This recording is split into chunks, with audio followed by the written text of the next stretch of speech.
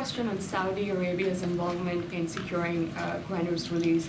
How do you view the Crown Prince's involvement here? Do you view this as an act of good faith? And how do you think this will help them as the U.S. reevaluates its alliance with Saudi?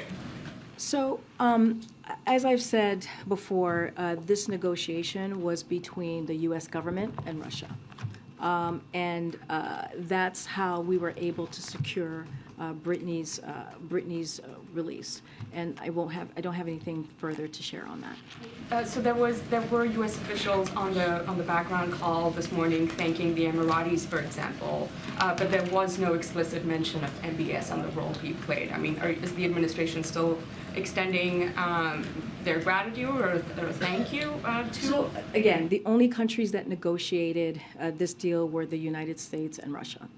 And there was no mediation involved. We are grateful for the UAE, as the president mentioned, as I am mentioning now, for facilitating the use of their territory for the exchange to take place.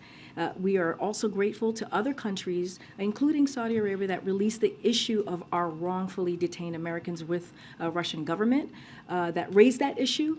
But again, I don't have anything more to say. But when it comes to her release, it was between the U.S. government and Russia. And a quick one on the Whelan family saying that the United States needs to be more aggressive in arresting Russian criminals, so there is more leverage during negotiations.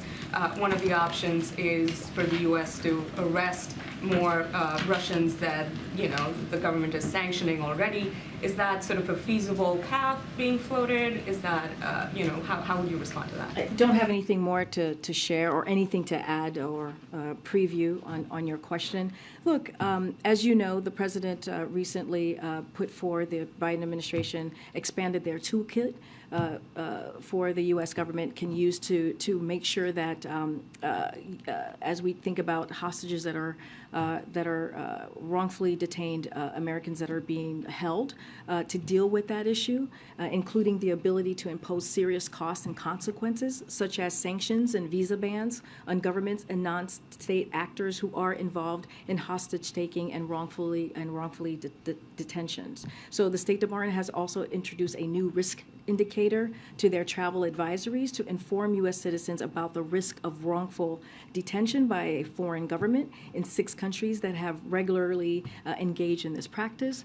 So clearly we have expanded our toolkit. We did that most recently, and so that is showing how important this issue of Americans being wrongfully detained abroad and held hostage is important to the president, and making sure that we bring them home, but also stop those actions that we're seeing from those countries. Go ahead.